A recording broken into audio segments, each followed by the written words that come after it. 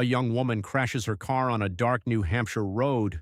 A stranger stops to help. She tells him not to worry, that she's already called for a tow. 15 minutes later, police arrive. The car is still there. She is not. More than 2 decades later, nobody knows what happened to Maura Murray. Maura Murray was 21 years old in February of 2004. She had once studied at the United States Military Academy at West Point before transferring to the nursing program at the University of Massachusetts Amherst. Friends and family described her as driven, athletic, and well-liked. She had run competitively in high school and was known for her discipline. On the surface, she looked like a young woman with her whole future ahead of her. But underneath that surface, Maura was under pressure. In the days before she vanished, she had been dealing with personal stress, including trouble connected to unauthorized use of a credit card, and she had recently had a difficult conversation with her boyfriend Bill Rausch, a cadet at West Point. On the morning of February 9th, she sent her professors an email claiming a death in the family and said she needed to leave for about a week. Investigators later found no evidence that this family emergency was real. That afternoon, Maura packed a bag, withdrew cash, and left campus in her black Saturn sedan.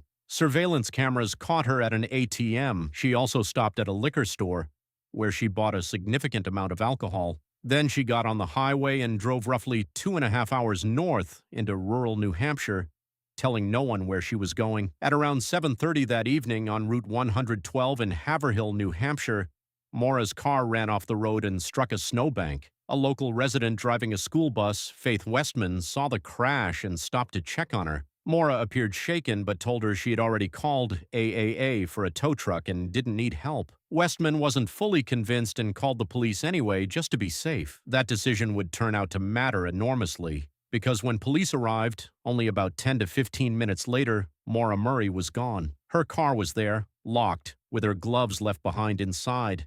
But there had been no call to AAA. She had made that up. And in that short window of time, on an isolated stretch of road, in the middle of winter, in the middle of the night, a young woman simply disappeared. From the beginning, this timeline troubled investigators. 15 minutes is not a lot of time.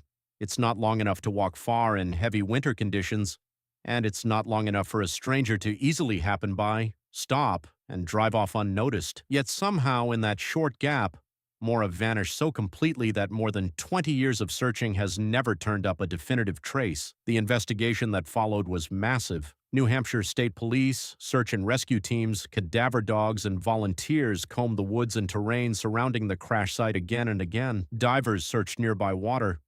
None of it produced a body, a piece of clothing, or any confirmed physical evidence connecting Maura to a specific location beyond her car. Investigators also looked hard at her final hours. Why had she lied about a family emergency?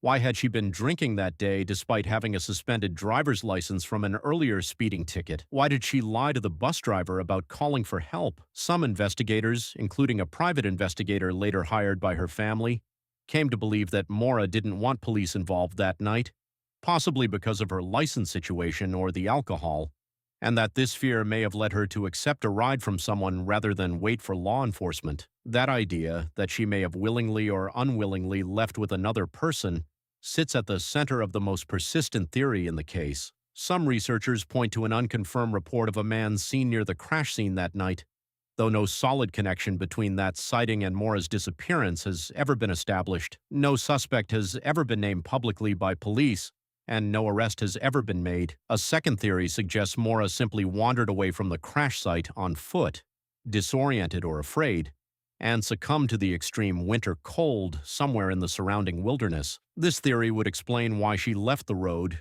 but it struggles against the sheer scale of the searches that followed. Investigators and volunteers have covered the woods around that crash site more times than almost any other search area in New Hampshire history, and still nothing has been found. A third theory holds that Maura chose to disappear voluntarily, that the stress in her life had become overwhelming and she wanted to start over somewhere else. This idea gained traction online for years, fueled by her strange behavior earlier that day, but her family has firmly and consistently rejected, pointing out that no verified sighting of her has ever surfaced anywhere in the world since that night, and that walking away from your entire identity with no money, no phone, and no support system in freezing weather is a difficult story to accept. As the years passed, the case never closed. In 2022, New Hampshire's Attorney General's office conducted another large-scale search near the crash site, involving dozens of investigators, describing it as part of an ongoing effort to revisit ground that had only been partially searched before. Officials were careful to note this wasn't triggered by any single new piece of evidence,